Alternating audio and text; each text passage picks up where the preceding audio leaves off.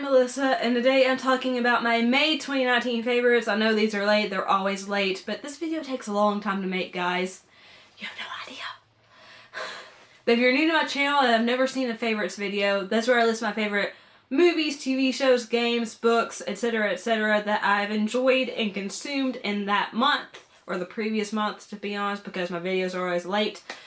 So, let's cut the jibber jabber and move on to the things I loved. And by the way, I will have timestamps in the description box down below, so if you want to skip around to a different section, you can.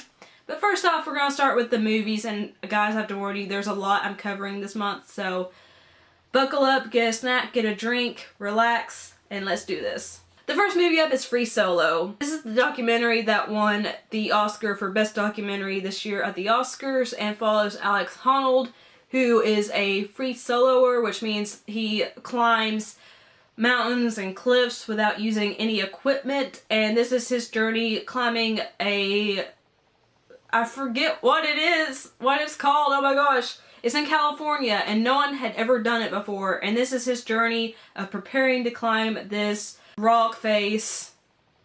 I'm so knowledgeable, guys. But it's just really intriguing to watch. It does go over his background, why he started free soloing.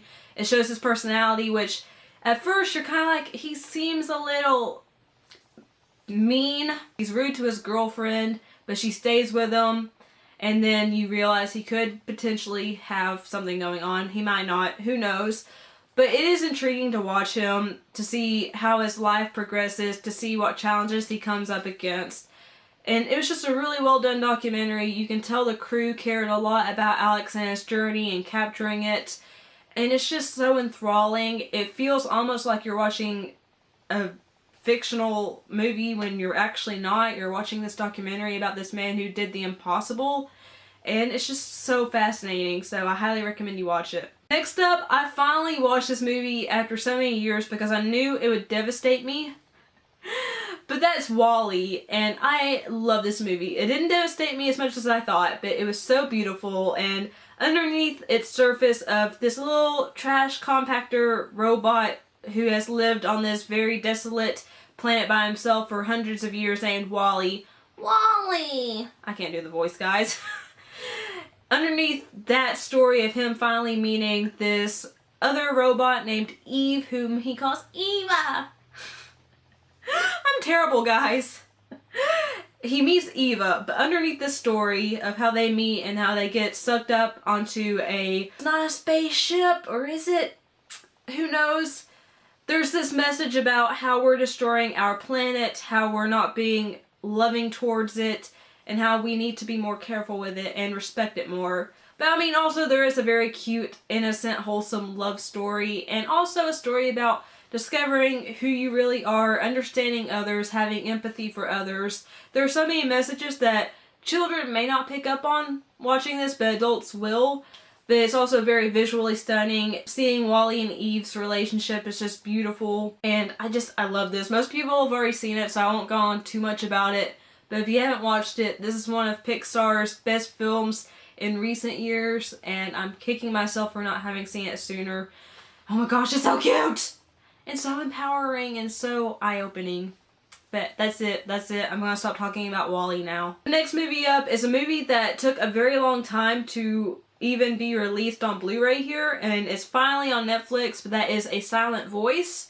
This is a very powerful anime about a boy who is teasing a girl in school who is deaf, and it chronicles how they both grow up over the years and how his bullying affects both him and her. It shows how he is received after being a bully, and it shows the effects it has on her. They both suffer tremendous mental issues from his bullying.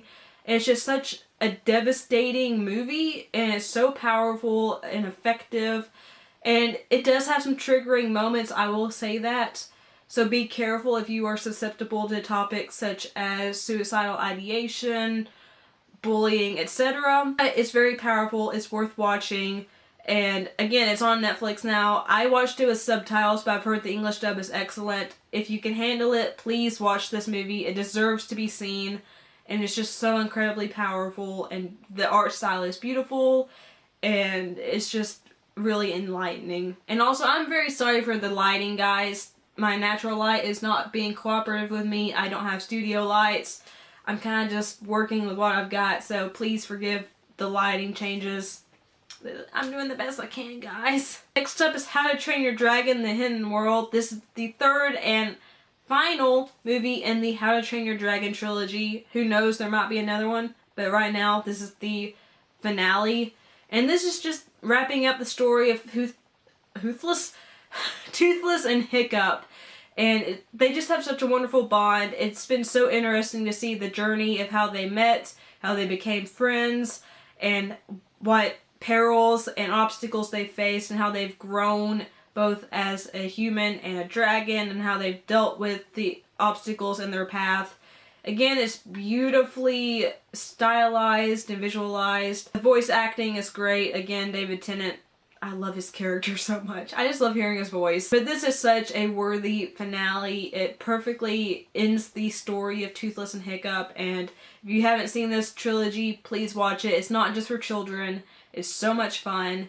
There are emotional moments that will make you tear up, but it's so worth watching this trilogy. Next up is John Wick Chapter 3, Parabellum. I adore this. This is my second favorite John Wick movie out of the series so far. It's just more Keanu Reeves being a badass. He has a $14 million bounty on his head. I can't say too much without spoiling the previous movies if you haven't seen them, but just, it's so good. The action sequences are balls to the wall, incredible, they're gory. There was one particular scene that made everyone in the theater I was in gasp out loud. And it's just, there's more dogs in this. There are some really powerful cameos from celebrities in this. And I love it. I just love Keanu Reeves, okay? But this is a very worthy entry into the John Wick franchise. The next one is a more controversial choice just because it's a more divisive film, but that is the live-action Aladdin from this year. I really loved it. My boyfriend really loved it. It was just a lot of fun. I liked how they added on to the story of Aladdin and Princess Jasmine. I loved Princess Jasmine's new song, Speechless. I listened to it a ton. And I liked Will Smith as the genie. He was hilarious, and he did a really good job. I loved how the story was framed. I love the song and dance numbers. I loved everything about this movie. It was so bright and vibrant and colorful. The characters were likable or unlikable, like Jafar. I thought it did really well. I thought it was very well executed, very powerful, especially on the female front. I really liked it. Is it as good as the classic Aladdin? No, it's not going to reach those heights. But on its own, it is a very worthy movie, and fans of the original should be pleased by this. If not, then I understand, but also I had a lot of fun watching this, and I recommend it if you haven't seen it. Give it a shot. Next up is a movie that didn't get a lot of buzz here in the United States, and that is The Kid Who Would Be King. This is a retelling of the classic King Arthur and the Knights of the Round Table story. This is directed by Joe Cornish, who previously directed Attack the Block, another movie that doesn't get talked about a lot here in the US. But The Kid Who Would Be King stars Andy Serkis' son, Louis Ashburn Serkis, as the boy who pulls King Arthur's sword out of the stone, and he and his group of friends have to fight back against the evil witch Morgana, who is played by Rebecca Ferguson, who does a wonderful job. Louis Ashburn Serkis was great in this role. I love seeing Patrick Stewart as the older Merlin, and this movie was so fun. There were funny moments, there were moments that had me on the edge of my seat, and I think this is a very well done reimagining of the classic story. It needs to be seen more by more people because it just needs more attention. This was made with a lot of love. You could tell Joe Cornish loves the story. The acting is great all around. The special effects are really good. This is just a hidden gem of a film. And the last movie I want to talk about for May is Game of Thrones: The Last Watch. This is the documentary that was released after season 8 ended. And this shows how much work was put into season 8, and it kind of makes you feel bad if you were angry with season 8. I wasn't, but seeing how much hard work and love and dedication was put into the final season, you see why the cast and crew are understandably insulted and hurt by the petitions going around wanting them to remake the season. because they put all their heart and soul into this season. They wanted to make a fitting end for the series, and this documentary is fantastic. It covers what happened during the making of the entire season. It goes over the episodes, so don't watch this until you've seen every single episode of Game of Thrones. It covers the stunt doubles, the people who make costumes, the guy who creates the snow for the series. It's so in-depth, and it shows these actors as real human beings, and it shows the cast and crew and their love and dedication for this series and for the books, the Song of Ice and Fire books. It's just so well done, so well crafted, and watch this. Even if you were disappointed with Game of Thrones Season 8, watch this documentary, see how it was made, see the love and dedication that was poured into it. Just see how this show was made. It is so enthralling. Now moving on to TV, there are several shows I want to talk about. First up is Killing Eve Season 2. I don't think it hits the highs of the first season, but it's still a very worthwhile season. I love seeing the continuing adventures of Eve Pilastri and Villanelle. I freaking adore Villanelle. She is one of my favorite characters of modern day history, TV history. She is a wonderful villain, and she just has amazing fashion sense. I love how twisty and turny this series is, how much of a cat and mouse game it is, how Eve and Villanelle have a very twisted, almost sexual kind of connection. It's just so compelling. It's only about, I think, 8 episodes long, and it's just worth your time. You can binge both seasons super fast. It's just very worthwhile. Next up is The 100 Season 6. This is a show I've watched since the very first episode, and each season seems to have a different theme, a different feel. They're almost like different genres, and this one is very different. I can't really say too much without spoiling the previous seasons, but you're just following the continuing adventures of Clark, Bellamy, Octavia, etc. And it's just so good. It's one of the CW's darker, grittier shows, and I do recommend watching it. Please don't write it off because it's the CW. Next up is Barry Season 2. This is a wonderful show. It's on HBO. It stars Bill Hader as a hitman turned actor named Barry. And Bill Hader is just wonderful as the title character. Henry Winkler is great as his acting coach. There is one episode in Season 2 that is my all-time favorite episode so far out of this series. It's just completely bonkers and totally off track from what the rest of the series is, but it's great. And I think this was a very strong second season. I'm excited for Season 3. And yeah, if you haven't seen Barry yet, watch it. It's genuinely funny. It's genuinely emotional. And again, Bill Hader knocks it out of the park. Next up is Dead to Me. This is a Netflix original series starring Christina Applegate, Linda Cardellini, and James Marsden. And I loved the relationship between Christina Applegate's character and Linda Cardellini's character. They're both women who go to a grief support group after they have suffered losses. Of course, they clash. They've become friends. They clash some more. But it's really interesting to see how they deal with grief, how they deal with how they're connected, but they don't realize that they're connected. And it's just so interesting. It does end on a cliffhanger, so Season 2 cannot come fast enough. But I love this show. There are some funny moments, but also really realistic moments. It looks at grief in a very realistic, honest, raw way.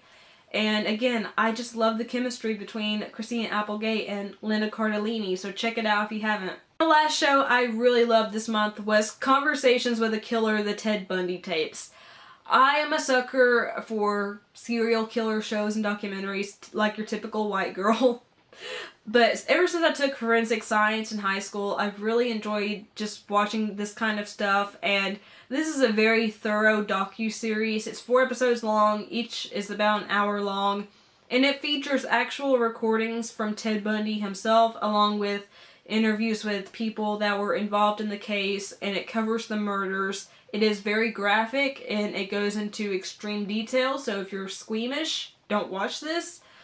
But it is very thorough. This is directed by the same director that did Extremely Wicked, Shockingly Evil, and Vile. So there are similarities between this and that movie, but this goes way more in depth.